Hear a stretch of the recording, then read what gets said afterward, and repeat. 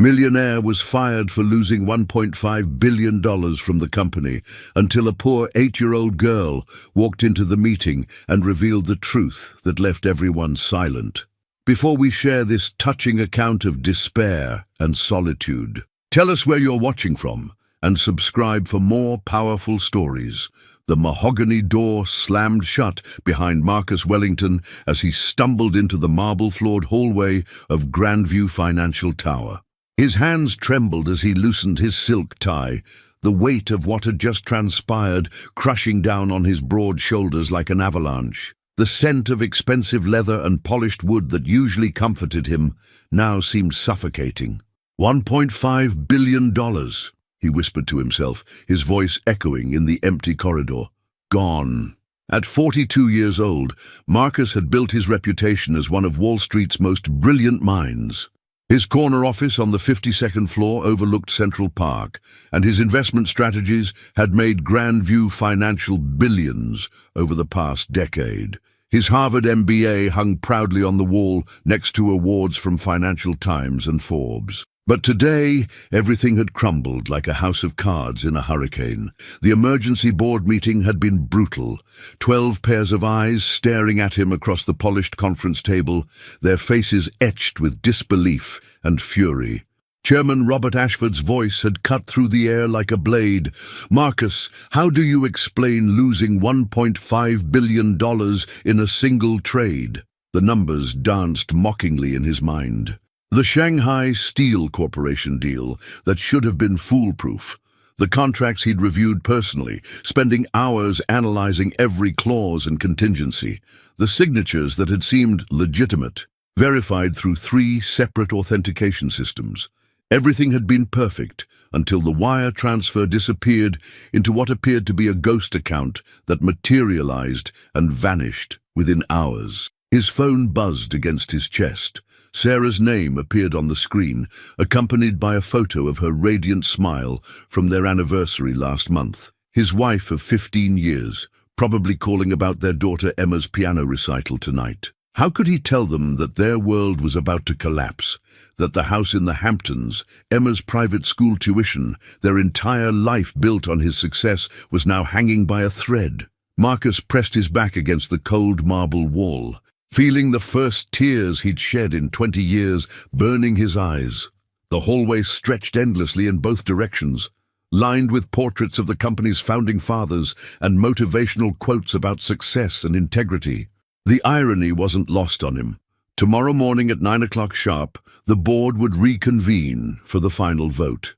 His termination was all but guaranteed, and with it would come the lawsuits, the SEC investigations, and the complete destruction of everything he'd worked for since graduating summa cum laude from Harvard Business School 20 years ago.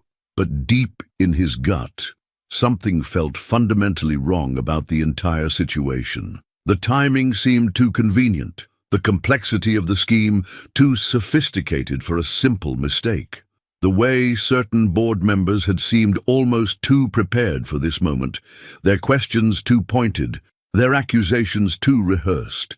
As he stood there in that empty hallway, Marcus Wellington made a silent vow that would change everything. He would find out who had really stolen those $1.5 billion, even if it cost him everything he had left. The elevator dinged softly, and Marcus straightened his shoulders with newfound determination. Emma Wellington pressed her small face against the kitchen window, her breath fogging the glass as she watched her father's black Mercedes pull into their circular driveway. At 8 years old, she had developed an unusual ability to read the worry lines on adults' faces, a skill that came from being the daughter of one of New York's most high-pressure executives. The autumn leaves scattered across their manicured lawn reminded her that Thanksgiving was approaching. But something in her father's posture as he stepped out of the car made her stomach twist with anxiety. "Daddy's home," she called to her mother, but the words came out smaller than she intended. Sarah Wellington looked up from the granite island where she'd been arranging canapes for the evening's dinner party.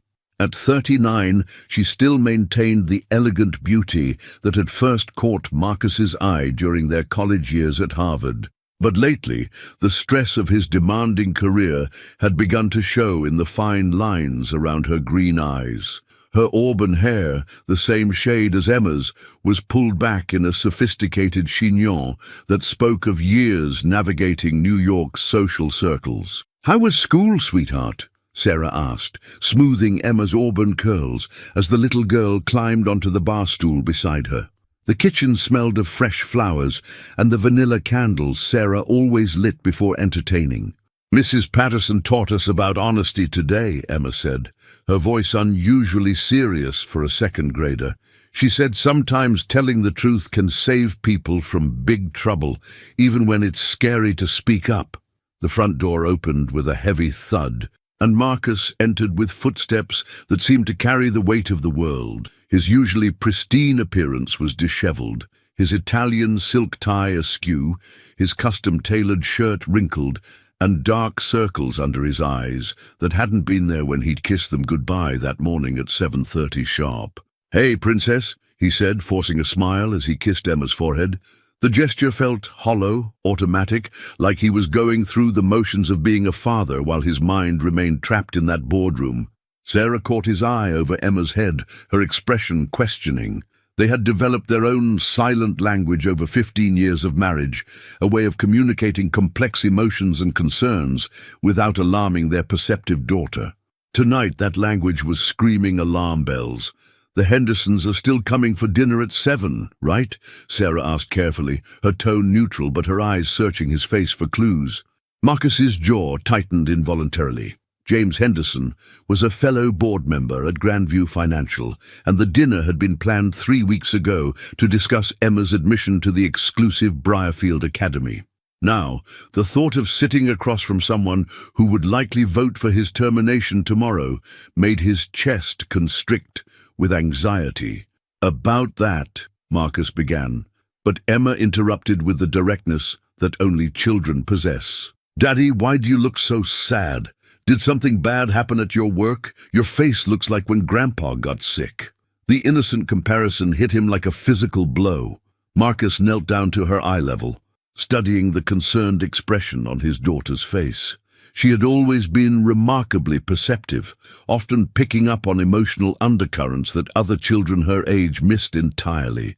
It was both a blessing and a curse, having a daughter who could read him so easily. The morning sun cast long shadows across the Grandview Financial boardroom as Marcus Wellington straightened his tie for what he was certain would be the last time as an employee of the firm.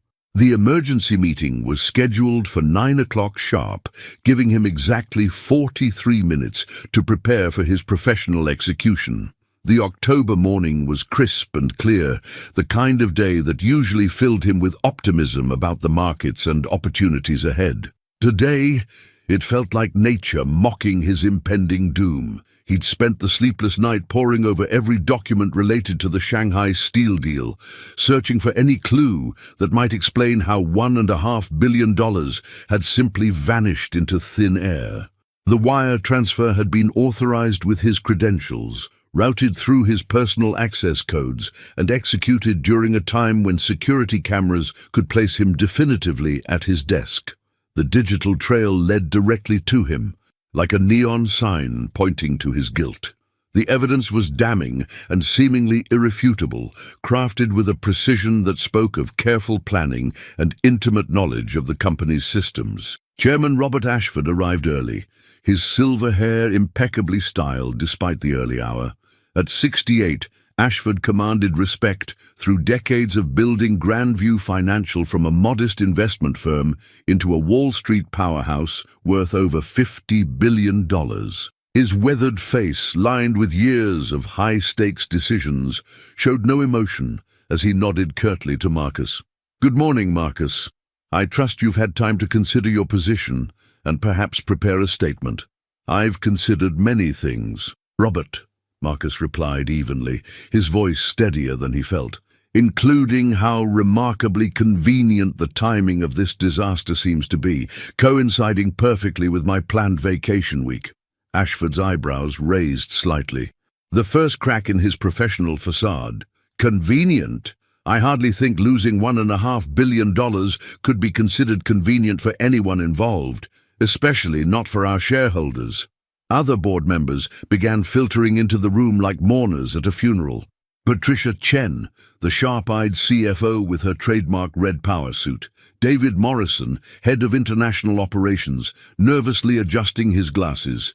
Elizabeth Harper, chief compliance officer, carrying a thick file that Marcus suspected contained his death warrant, and 6 others whose faces had become increasingly hostile over the past 24 hours. Marcus took his usual seat at the polished table, acutely aware that it would likely be the last time he sat in this chair that had been his throne for a decade. The leather felt different today, less comfortable, as if it already knew he didn't belong. His phone buzzed with a text from Sarah. "Emma insists on coming to your office after school, says she has something important to tell you about your work. I couldn't talk her out of it. She's been acting strange since yesterday, asking questions about your computer and papers." The irony wasn't lost on him. His 8-year-old daughter wanted to visit his office on the very day he was about to lose it forever.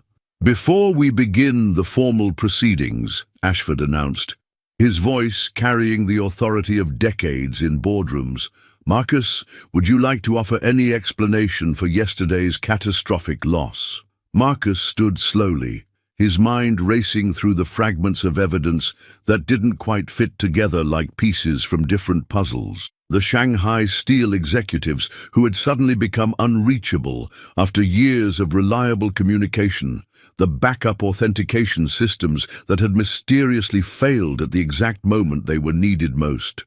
Emma Wellington had never been inside her father's office building without him, but today felt different in a way that made her small heart beat faster. Today felt important in a way that her 8-year-old mind couldn't fully articulate, like the feeling she got before thunderstorms when the air became heavy and electric.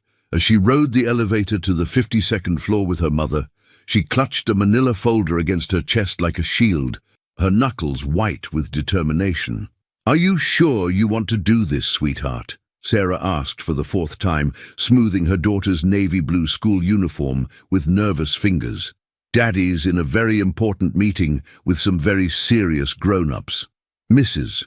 Patterson says, when you see something wrong, you have to speak up," Emma replied, with the determined conviction that only children possess, her voice steady despite the butterflies in her stomach. "Even if adults don't want to listen, even if it's scary." The elevator dinged softly as they reached the executive floor, and Emma's eyes widened as they always did when she visited Daddy's work. The marble hallways seemed to stretch endlessly, lined with abstract paintings worth more than most people's houses and floor-to-ceiling windows, offering breathtaking views of Manhattan that made her feel like she was flying. Sarah approached the reception desk, where Margaret Kim, Marcus's longtime assistant, looked up with surprise. Margaret had worked for the company for 23 years and had seen many crises come and go. Market crashes, hostile takeovers, executive scandals, but nothing quite like the situation unfolding today. "Mrs. Wellington, I didn't expect to see you today. Mr. Wellington is still in the board meeting, and I'm afraid it's quite serious. They've been in there since 9 this morning." "I know," Sarah said quietly, her voice tight with worry. "But Emma has been insisting all day that she needs to see him. She says it's about his work, and she found something important at home." Margaret glanced down at the little girl, who was staring intently at the closed boardroom doors 50 feet away through the glass walls. Emma had visited the office many times over the years, usually bringing her father forgotten lunch or surprising him with crayon drawings for his desk that he displayed proudly next to his Harvard diploma. But today her expression was different, focused and determined in a way that seemed far beyond her years, like a tiny detective on an important case. "They've been in there for over 3 hours, Margaret whispered, leaning closer. "The vote is supposed to happen any minute. I've never seen the board so upset." Through the glass walls of the boardroom, they could see the silhouettes of 12 board members seated around the massive mahogany table like judges at a tribunal. Marcus sat at one end, his shoulders rigid with tension, while Chairman Ashford stood at the head of the table, apparently delivering what looked like a formal statement with the gravity of a funeral director. Emma stepped forward, her small hands pressed against the cool glass, leaving tiny fingerprints that caught the afternoon light. "Mommy, I need to go in there right now. Sweetheart, we can't interrupt such an important meeting." "But they're making a mistake." Emma's voice rose with urgency that surprised both adults. "I found something at home last night, in Daddy's study. Papers that fell behind his big desk when I was looking for my crayon." Sarah knelt down to her daughter's level, her heart pounding with a mixture of pride and anxiety. "What kind of papers, honey?"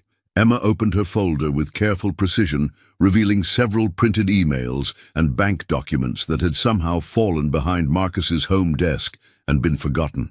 Her remarkable reading skills, advanced well beyond second-grade level, had allowed her to piece together fragments of a puzzle that the adults had missed. The boardroom fell silent as Emma Wellington pushed open the heavy glass door, her small figure dwarfed by the imposing mahogany table and leather chairs that cost more than most people's cars. 12 of Wall Street's most powerful executives turned to stare at the 8-year-old girl who had just interrupted their deliberations with the confidence of someone 3 times her age. The air in the room was thick with tension, expensive cologne, and the weight of billion-dollar decisions. "Emma!" Marcus rose from his chair, his face a mixture of surprise and mortification. "Sweetheart, you can't be in here right now. Daddy's in a very important meeting." Chairman Robert Ashford's expression darkened with irritation, his silver eyebrows drawing together like storm clouds. "Marcus, this is highly inappropriate. We're in the middle of formal proceedings that could result in criminal charges." But Emma paid no attention to the authority figures surrounding her, their expensive suits and intimidating presence meaning nothing to a child on a mission. She walked straight to her father with purpose, her manila folder clutched tightly against her chest, her young face set with determination that made several board members shift uncomfortably in their seats. "Daddy, they're blaming you for something you didn't do," she announced, her clear voice carrying across the silent room like a bell. "I found proof that shows the bad people are lying." Patricia Chen, the CFO, leaned forward with barely concealed impatience, her red power suit seeming to glow under the boardroom's harsh lighting. "This is ridiculous. We cannot have a child disrupting—" "Wait," Marcus said, kneeling down to his daughter's level, his expensive suit creasing as he brought himself to her eye level. Something in Emma's eyes told him this wasn't a child's fantasy or attention-seeking behavior. There was a seriousness there, a gravity that reminded him of Sarah when she'd figured out complex problems. "What kind of proof, Princess?" Emma opened her folder with careful deliberation and spread several printed documents across the polished table with the precision of a seasoned investigator. Her small fingers, still bearing traces of purple marker from art class, pointed to highlighted sections with yellow highlighter that she'd applied with meticulous care. "These emails were in your study at home. They fell behind your big desk, and I found them when I dropped my crayon yesterday after school." Emma's voice grew stronger and more confident as she continued, like a lawyer presenting evidence to a jury. "Look at the times, Daddy. This email from Mrs. Chen's office came at 2:47 p.m. on Tuesday, but the big money transfer didn't happen until 3:15 p.m. The room grew deathly quiet except for the ticking of the antique grandfather clock in the corner and the distant hum of Manhattan traffic 52 floors below. David Morrison, head of international operations, reached for one of the documents with trembling fingers that betrayed his usual composed demeanor. "That's impossible," he said, his voice barely above a whisper. "The Shanghai confirmation came after the transfer was completed. Our logs show—" Emma shook her head with the absolute certainty of a child who had spent hours studying the papers with the dedication of a detective. "No, Mr. Morrison. This paper shows Mrs. Chen's computer sent an email to the Shanghai people at 2:47, telling them the money was coming. But Daddy's computer didn't send the money until 3:15. How could Mrs. Chen know the money was coming before Daddy sent it?" Patricia Chen's face had gone ashen, her usual confident composure cracking like ice under pressure. That's not what our official logs show. There must be some mistake. But it's what this paper shows, Emma replied, holding up another document with the triumph of a child who had solved a difficult puzzle. And look at this one. It's from your computer to someone called J. Morrison, secondary temp mail, sent at 2:52 p.m. Chairman Robert Ashford's hands shook as he examined the final document Emma had placed on the table, his weathered fingers trembling as they traced the incriminating text. The 8-year-old girl stood beside her father, her innocent presence creating an almost surreal contrast to the corporate drama unfolding around her like a scene from a movie about Wall Street corruption. The paper showed a wire transfer authorization that predated Marcus's supposed transaction by 47 minutes, sent from Patricia Chen's personal access codes to an account that didn't appear in any of the official records the board had reviewed during their 3-hour deliberation. Patricia, Ashford's voice was barely above a whisper, but it carried the weight of 68 years of business experience and the authority of someone who had built an empire. Explain this document to me. Explain how your authorization preceded the transaction you claim Marcus initiated. The CFO's composure cracked like a dam under pressure. 20 years of carefully maintained professional facade crumbling in seconds. That's not... Someone must have fabricated these documents. This is clearly a setup to make Marcus look innocent. Emma tilted her head with the confused innocence of a child watching adults behave strangely, like when grown-ups argued about things that seemed obvious to her. But Mrs. Chen, they came from your computer, see? She pointed to the metadata at the bottom of the page with the precision of a tiny forensic accountant. Mrs. Patterson taught us how to read computer information for our research project about animals.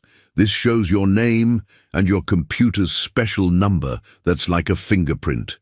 David Morrison started to rise from his chair, his face pale and desperate, but Elizabeth Harper grabbed his arm with surprising strength. The compliance officer's face had gone from pale to green as she examined more of the papers, realizing that their carefully planned scheme was unraveling before their eyes. "David, don't," Harper whispered urgently, her voice carrying 23 years of legal experience and the sudden understanding that they were all going to federal prison. "They have everything. Every communication, every authorization, every piece of our plan." Marcus felt as though he was watching his life reassemble itself in real time, like a shattered mirror being put back together by invisible hands. The puzzle pieces that had made no sense 12 hours ago were clicking into place with crystal clarity, revealing a conspiracy so sophisticated that it had nearly destroyed him completely. "You planned this entire thing," he said, his voice growing stronger with each word as the full scope of their betrayal became clear. "Patricia, David, Elizabeth, you orchestrated everything, the Shanghai steel deal, the ghost accounts, the system failures. You used my credentials, my reputation, my trust, but you made one critical mistake." "What mistake?" Chen asked desperately, her red power suit now seeming garish under the harsh boardroom lighting. Emma answered before her father could speak, her voice carrying the simple wisdom that only children possess. "You forgot that Daddy's home computer gets copies of office emails because of security rules. And you forgot that sometimes little girls find papers that fall behind big desks when they're looking for lost crayons." Chairman Ashford stood slowly, his face a mask of controlled fury that spoke of decades dealing with corporate corruption. "Security, please escort Ms. Chen, Mr. Morrison and Ms. Harper from the building immediately. Revoke all access credentials and secure their offices. And someone call the FBI. We have a conspiracy to uncover that goes far deeper than simple embezzlement." As chaos erupted around the boardroom, shouting, accusations, desperate explanations, and the sound of security guards responding to the emergency call, Emma slipped her small hand into her father's much larger one. She looked up at him with the satisfied expression of someone who had just solved a very important puzzle and saved the day. Are you still in trouble, Daddy? Can we go home now and have ice cream? Marcus knelt down and wrapped his daughter in the tightest hug of his life, feeling tears of relief and pride streaming down his face. No, Princess. Thanks to you, Daddy's not in trouble anymore, and yes, we can definitely have ice cream. 3 weeks after Emma's dramatic boardroom revelation, the Wellington family found themselves thrust into a media circus that transformed their quiet Greenwich, Connecticut home into ground zero for one of Wall Street's biggest scandals in decades. News vans lined their tree-lined street like mechanical vultures, their satellite dishes reaching toward the sky like technological prayers for the next breaking story. Reporters camped outside their wrought iron gates, hoping to catch a glimpse of the 8-year-old girl who had exposed a billion-dollar conspiracy. Marcus stood at his kitchen window, watching reporters interview neighbors who barely knew his name before this chaos began. His temporary suspension from Grandview Financial had been lifted with full honors, but the FBI investigation meant constant interviews, depositions, and the exhausting process of rebuilding his shattered reputation, one conversation at a time. The company had assigned him a public relations specialist and increased his security detail after receiving anonymous threats. "Daddy, why are those people still outside our house?" Emma asked, climbing onto her usual bar stool at the granite island. At 8 years old, she had become an overnight celebrity, dubbed the Little Detective by financial news outlets and featured on the cover of Time magazine as the child who exposed Wall Street corruption. Publishers were already calling with book deals, and Hollywood producers wanted to turn her story into a movie.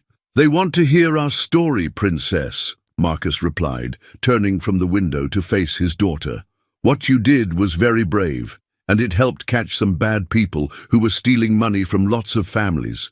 Not just ours." Sarah entered the kitchen carrying a stack of mail that had grown exponentially since the story broke. Letters from book publishers, movie producers, interview requests from major networks, and hundreds of thank-you notes from Grandview Financial employees whose retirement accounts had been saved by Emma's discovery. There were also letters from other families across the country, sharing stories of loved ones who had been wrongly accused of financial crimes. "The FBI called again," Sarah announced, setting the mail on the counter with a heavy thud. "Agent Rodriguez wants to meet with Emma one more time. They think the conspiracy might be bigger than just Patricia, David, and Elizabeth. Much bigger." Marcus felt his stomach tighten with familiar anxiety. The investigation had already revealed that the 3 conspirators had stolen over $50 million across multiple schemes over the past 2 years, using sophisticated methods to frame innocent employees and cover their tracks. But federal investigators suspected their network extended beyond Grandview Financial into other major investment firms across the country. Emma looked up from her coloring book, where she was carefully shading a picture of a police officer arresting someone in a business suit. "Will I have to talk to the FBI lady again? She asks lots of hard questions that make my brain tired. Only if you feel comfortable." "Sweetheart," Marcus said, kneeling beside her chair, "but Agent Rodriguez is one of the good guys, like you. She's trying to make sure no other daddies get blamed for things they didn't do." The kitchen phone rang, its sharp tone cutting through the morning quiet like a knife. Sarah answered with the wariness that had become second nature since their lives turned upside down, always wondering if the next call would bring more trouble or relief. "Hello, yes, this is Sarah Wellington." "What? Are you certain about this? When did this happen?" "I understand. Thank you for calling us directly."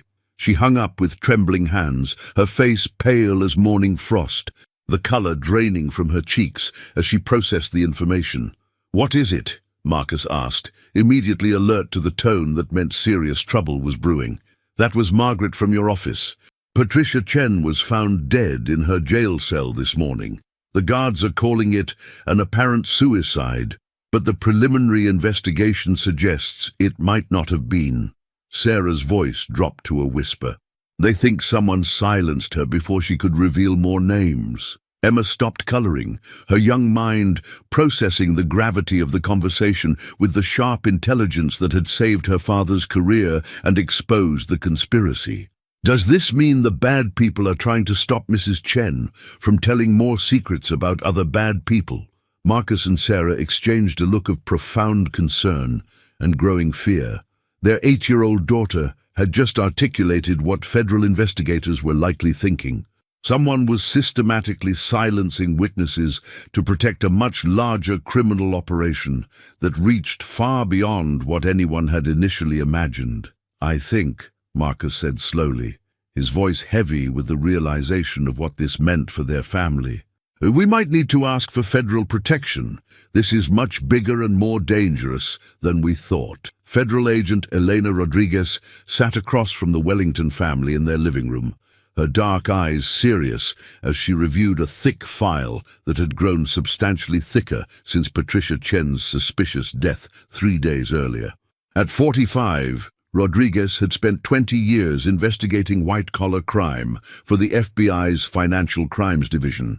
But the Grandview financial case was proving to be one of the most complex and far-reaching conspiracies she'd ever encountered in her distinguished career.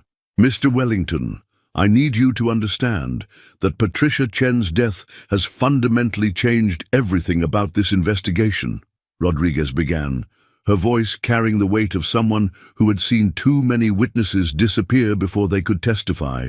"The preliminary autopsy suggests she was murdered using a method designed to look like suicide. Someone with sophisticated knowledge of forensic science wanted her silenced permanently."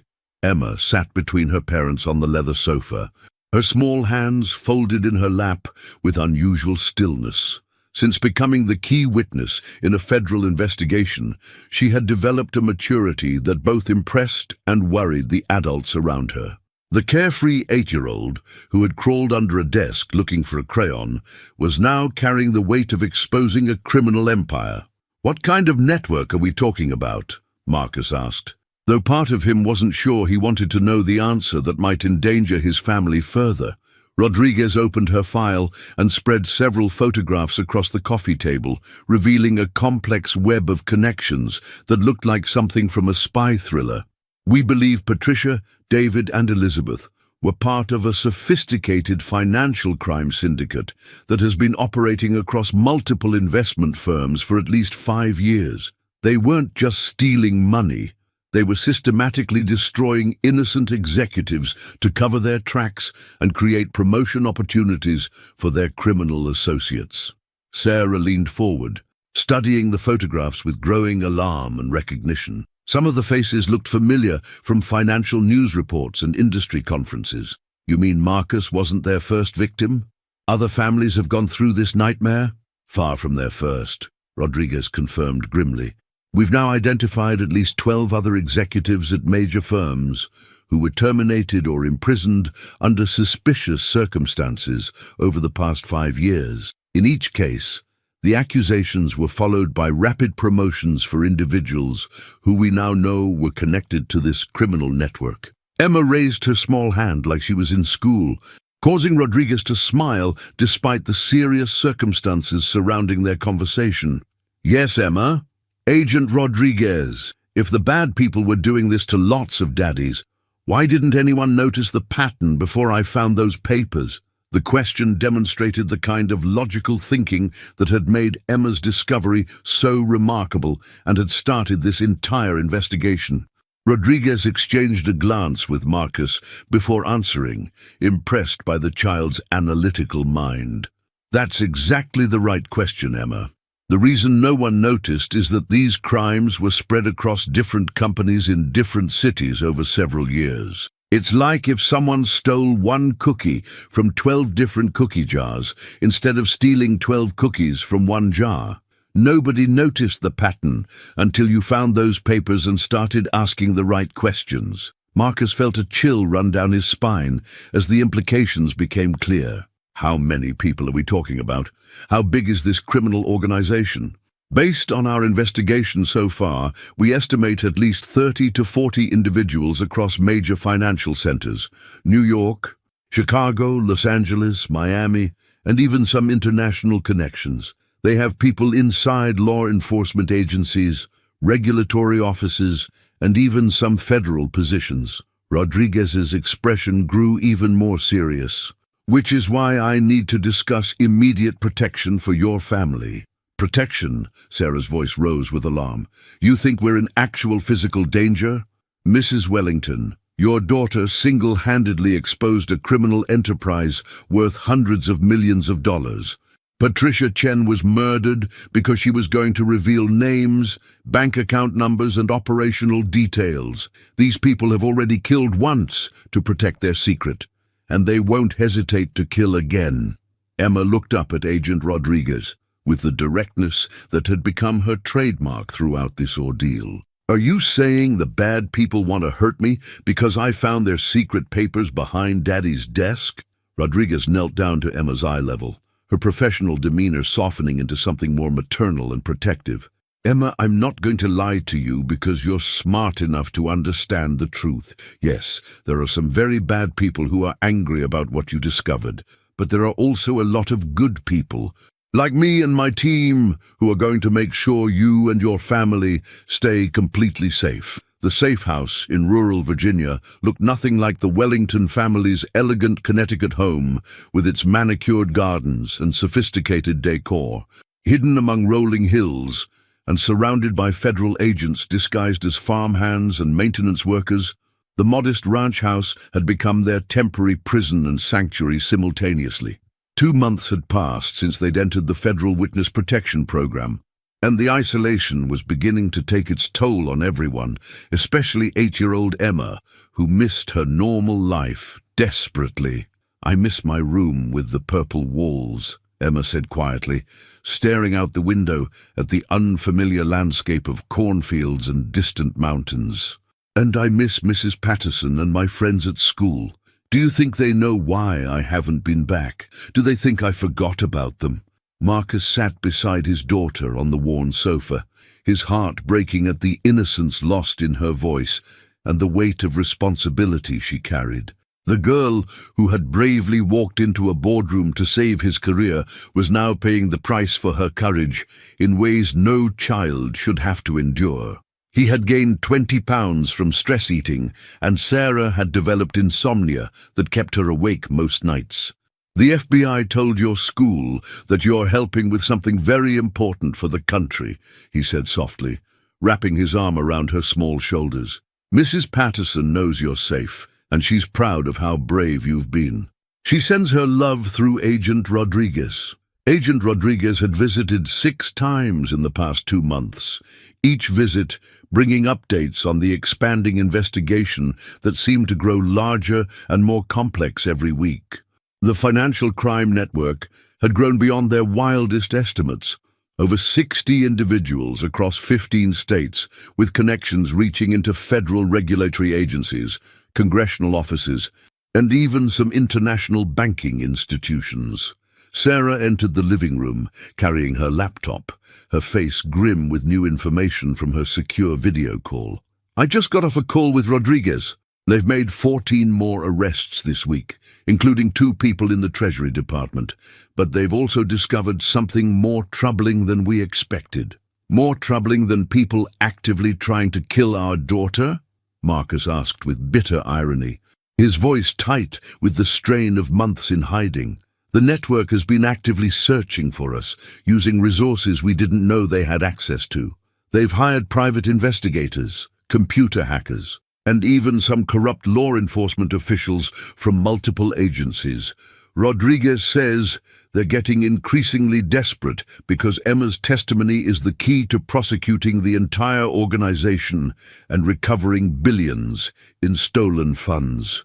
Emma looked up from her coloring book, where she'd been drawing pictures of their old house with remarkable detail for someone so young, including the exact placement of furniture and the colors of her bedroom walls. Mommy, are the bad people still angry at me for finding their secrets? Before Sarah could answer, the secure phone rang, a sound that always made their hearts skip because it represented their only connection to the outside world and news about their future. Marcus answered with the caution that had become second nature over months of isolation. "This is Rodriguez," came the familiar voice through the encrypted line. "I have significant news, and some of it is very good. We've located the primary financial records hidden in offshore accounts across 7 countries. Emma's discovery led us to over $400 million in stolen funds that we're returning to victims." "And the bad news?" Marcus asked, recognizing the tone of someone delivering mixed information. "We intercepted communications suggesting they're planning something major for next week. We don't know exactly what, but they're running out of time before the grand jury testimony begins in federal court. They know that once Emma testifies publicly, their entire organization will be exposed and destroyed forever." Emma walked over to her father, her small hand tugging at his sleeve with the determination that had become familiar. "Daddy, can I talk to Agent Rodriguez? I have something important to ask." Marcus hesitated, but handed her the phone. Emma's voice was clear and determined as she spoke with the confidence that had carried her through this entire ordeal. "Agent Rodriguez, this is Emma. I have a very important question for you." "Hi, Emma, sweetheart. What's your question?" "If I testify in court and tell everyone what I found behind Daddy's desk, will the bad people stop trying to hurt other families? Will other little girls' daddies be safe from being blamed for things they didn't do?" The phone was silent for a long moment before Rodriguez responded, her voice thick with emotion and respect for the child's selfless concern. "Yes, Emma. Your testimony will save many families and put these criminals in federal prison for the rest of their lives." Emma nodded with the serious determination that had become her trademark. "Then I want to testify. I want to help stop them from hurting anyone else." The federal courthouse in Lower Manhattan had been transformed into an impenetrable fortress for Emma Wellington's testimony, with security measures typically reserved for national security cases. Metal detectors, armed federal marshals, bulletproof glass, and plainclothes agents created multiple layers of protection around the 8-year-old girl who was about to bring down a criminal empire that had operated in shadows for over a decade. The media presence was unprecedented. Every major news network had crews stationed outside, while inside, the gallery was packed with federal prosecutors, defense attorneys, family members of victims, and financial industry leaders. Emma sat in the witness chair, a special booster seat allowing her to see over the wooden rail, her small hands folded carefully in her lap. She wore her best dress, navy blue with white trim that Sarah had bought specially for this historic day, and her auburn hair was pulled back with a ribbon that matched her outfit perfectly. Despite the formal setting and the enormous weight of the moment, she maintained the composure that had amazed adults throughout this extraordinary ordeal. "Emma," began Assistant U.S. Attorney Michael Stevens, his voice gentle but clear enough to reach every corner of the packed courtroom, "can you tell the jury how you found the papers that started this massive investigation?" "I was in Daddy's study at home, looking for my purple crayon that rolled under his big wooden desk," Emma began, her voice carrying clearly through the courtroom's sophisticated sound system. "When I crawled under there on my hands and knees, I saw some papers stuck behind the desk. They had fallen down through a crack, and nobody knew they were there for who knows how long." In the defendant's section, David Morrison and Elizabeth Harper sat with their expensive attorneys, their faces grim and desperate as they listened to the testimony that would likely send them to federal prison for the rest of their lives. Patricia Chen's conspicuously empty chair served as a stark reminder of how far this conspiracy was willing to go to protect itself and silence witnesses. "What made you think these papers were important enough to show your parents?" Stevens continued with careful patience. Emma's response demonstrated the remarkable intelligence and attention to detail that had first alerted her to the conspiracy. "Mrs. Patterson teaches us in school to read very carefully and ask questions when things don't make sense or seem wrong." The times written on the papers didn't match what the grown-ups were saying happened with Daddy's work. Defense attorney Robert Hawkins, representing Morrison, stood for cross-examination. At 62, Hawkins was known throughout New York for his aggressive courtroom tactics, but approaching an 8-year-old witness required a delicate touch that seemed to challenge his usual intimidating courtroom persona significantly.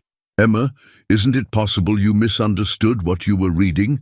These are very complicated financial documents with technical language that even adults find difficult to understand." Emma tilted her head with the same thoughtful expression she'd shown in the Grandview boardroom months earlier. "Mr. Hawkins, I can read very well for my age. Mrs. Patterson says I read at a middle school level, and I know how to tell time perfectly. The papers showed Mrs. Chen's computer sending emails at 2:47 p.m. before Daddy's computer did anything at 3:15 p.m. That's like saying someone answered the phone before it even rang." The simplicity and unshakable logic of her explanation caused several jurors to nod in understanding, while others leaned forward with increased attention. Hawkins tried a different approach, hoping to find some weakness in her testimony. "Emma, did anyone help you understand these papers? Did your father or mother explain them to you?" "No, sir," Emma replied firmly, her voice growing stronger. "Daddy was at my school concert that Tuesday night when these papers printed at our house. He never saw them until I brought them to his work on Thursday. I figured it out all by myself because Mrs. Patterson taught us to be good detectives when we read things." Stevens returned for redirect examination, presenting Emma with enlarged copies of the key documents projected on large screens throughout the courtroom for everyone to see clearly. "Emma, can you show the jury the specific times that made you realize something was very wrong?" Emma stood up confidently in her chair, pointing to the highlighted sections she had marked with yellow highlighter months earlier. "This email from Mrs. Chen says 2:47 p.m., telling the Shanghai people that money was coming to them soon. But this other paper shows Daddy's computer didn't send any money until 3:15 p.m. Mrs. Chen knew the money was coming before Daddy sent it, which means she was part of planning it." The courtroom was absolutely silent, except for the quiet hum of air conditioning, as the implications of an 8-year-old's crystal-clear logic dismantled months of sophisticated legal preparation by the defense teams. "And this email," Emma continued, pointing to another document with the confidence of a seasoned prosecutor, "was sent to Mr. Morrison's secret email address at 2:52 p.m. It says, 'Package delivered as discussed. Wellington will take the fall as planned.' That means they planned to blame my daddy for something he didn't do." 6 months after Emma's devastating courthouse testimony, the Wellington family finally returned to their Connecticut home. But the familiar surroundings felt strangely different after their extended absence. The media attention had died down to a manageable level, though occasional interview requests still arrived in their mailbox alongside hundreds of thank you letters from families whose lives had been saved by the investigation Emma had triggered. The house itself seemed smaller somehow, as if their experiences had changed their perspective on everything they once took for granted. Marcus stood in his restored study, looking at the exact spot behind his mahogany desk where a curious 8-year-old had found the papers that changed not only their lives, but the entire financial industry. The FBI had returned all his personal documents after months of evidence analysis, and Grandview Financial had not only reinstated him with full honors, but promoted him to senior vice president, with a substantial salary increase that reflected his newfound status as a corporate hero and integrity champion. "Daddy, look what came in the mail today," Emma called from the kitchen, her voice carrying the excitement that had slowly returned as their lives normalized and the threats disappeared. Emma entered the study carrying a large envelope with the official seal of the United States Department of Justice, her eyes bright with curiosity.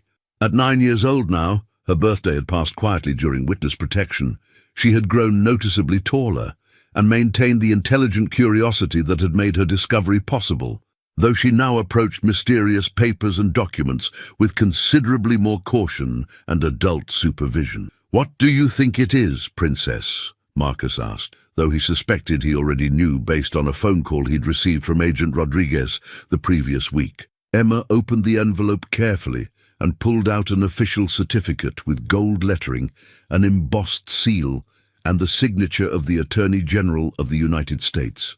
Her eyes widened as she read the formal language with the advanced reading skills that had first allowed her to decode the criminal conspiracy. "It's a Presidential Citizen's Medal for exceptional service," she read slowly and carefully. "For exceptional service to the nation in exposing financial crimes and protecting innocent families from fraud and corruption." She looked up at her father with genuine wonder. "Daddy, does this mean the President of the United States knows about what I did?" "It means the President thinks you're a national hero, sweetheart, and so do millions of other people across the country." Sarah joined them in the study, carrying the morning newspaper with a headline that made them all smile with satisfaction. "Financial Crime Network receives maximum sentences. Judge calls case unprecedented in scope." The article detailed the final sentencing of the 37 individuals who had been convicted based on the evidence Emma's discovery had uncovered through months of investigation. "David Morrison got 25 years in federal prison," Sarah read aloud with satisfaction. "Elizabeth Harper received 22 years, and they've recovered over $600 million in stolen funds that will be returned to the companies and families who were victimized by this massive conspiracy." Emma studied the newspaper article with the same careful attention she had given to those fateful papers behind the desk months earlier. "So no more daddies will get blamed for things they didn't do." "No more daddies," Marcus confirmed with certainty. "The bad people are going to jail for a very long time, and new rules have been put in place by the government to prevent this from ever happening again." The study phone rang, and Marcus answered to find Agent Rodriguez on the line, with news that would officially complete their remarkable journey. "Marcus, I wanted to personally inform you that the last member of the network was arrested this morning in Switzerland. The investigation is officially closed, and your family is no longer under any threat whatsoever." When Marcus shared the news, Emma's response was characteristically direct and practical. "Does this mean I can go back to Mrs. Patterson's class and see my friends? I miss learning about new things and playing at recess." "Yes, Princess. You can go back to being a regular kid who doesn't have to worry about criminals or testifying in court." Emma considered this announcement for a moment with the seriousness that had become her trademark throughout this ordeal. "But Daddy, I learned that sometimes kids have to do grown-up things to help their families and other people, and sometimes finding the truth is more important than being safe or comfortable." Marcus knelt down and hugged his daughter tightly, marveling at the profound wisdom contained in someone so young who had faced down a criminal empire and won.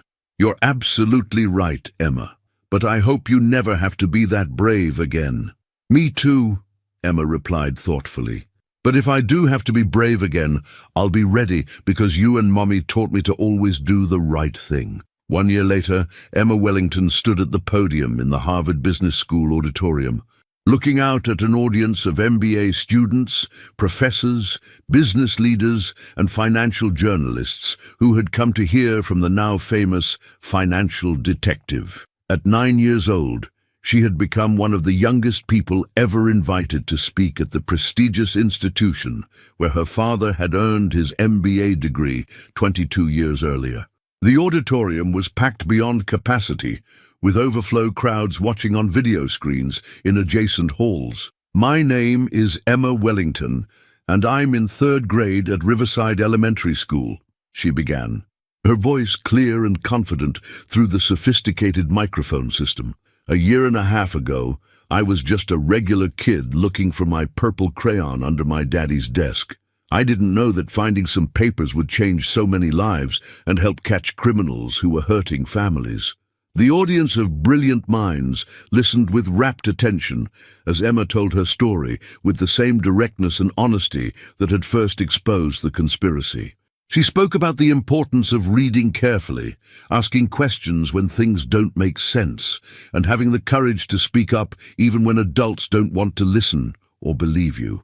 Marcus watched from the front row, his heart swelling with enormous pride as his daughter addressed some of the brightest business minds in the world. Beside him sat Agent Rodriguez, who had become a close family friend, and Margaret Kim, his loyal assistant who had witnessed Emma's first dramatic entrance into the Grandview financial boardroom that changed everything. Mrs. Patterson, my teacher, says that honesty is like a bright light that makes dark places visible. Emma continued with the wisdom of someone far beyond her years. When I found those papers behind Daddy's desk, there were a lot of people hiding in dark places, doing bad things to families like mine, and stealing money that didn't belong to them. The papers helped turn on the light so everyone could see the truth clearly. In the months since the conspiracy's complete exposure and prosecution, Emma had received over 10,000 letters from children and adults around the world. Some were from families of executives who had been wrongly accused and later vindicated based on the new investigation protocols Emma's case had inspired. Others were from children who had been encouraged to speak up about problems they noticed in their own communities, schools, and families. I learned that sometimes grown-ups make honest mistakes, and sometimes grown-ups do bad things on purpose to hurt other people, Emma said, her voice taking on the mature tone that had developed through her extraordinary experiences. But I also learned that there are always more good people than bad people in the world, and the good people will help you if you're brave enough to tell the truth, even when it's scary. The question and answer session that followed demonstrated Emma's remarkable ability to distill complex financial concepts into simple, understandable terms that even children could grasp. When a Harvard professor asked about the psychological impact of her experience, Emma's response was characteristically direct and thoughtful. Professor Williams, being scared is normal when you're doing something important that might be dangerous. But my daddy taught me that being brave doesn't mean you're not scared at all. It means you do the right thing to help people even when you are scared, because helping others is more important than being comfortable. After the presentation, as Emma signed copies of the children's book that had been written about her story, a young MBA student approached with a question that would stay with her for years to come. Emma, what do you want to be when you grow up? Emma considered the question with the careful thought she applied to all important matters in her life. I think I want to be an FBI agent like Agent Rodriguez, or maybe a teacher like Mrs. Patterson, who helps kids learn to read and think carefully. But mostly, I want to help people find the truth when it's hidden in dark places by bad people. As the family drove back to Connecticut that evening, Emma fell asleep in the back seat, clutching her Presidential Citizen's Medal and a new set of colored pencils, a gift from Harvard Business School that included notably several purple crayons. Do you think she'll remember all of this when she's older? Sarah asked quietly, watching their daughter sleep peacefully. Marcus glanced in the rearview mirror at his sleeping daughter, the girl who had saved his career and exposed one of the largest financial conspiracies in history by simply being curious, careful, and brave enough to speak the truth. I think Emma Wellington will remember that sometimes the most important discoveries happen when you're just looking for something small and ordinary, he replied thoughtfully. And I think she'll remember that telling the truth, no matter how scary it might be, can change the world and save innocent people from terrible injustice. The little girl who had crawled under a desk looking for a crayon had grown up to become exactly what the world needed. Someone who would never stop asking questions, never stop looking for truth, and never stop believing that good people working together can always overcome those who choose to hide in the darkness and hurt others.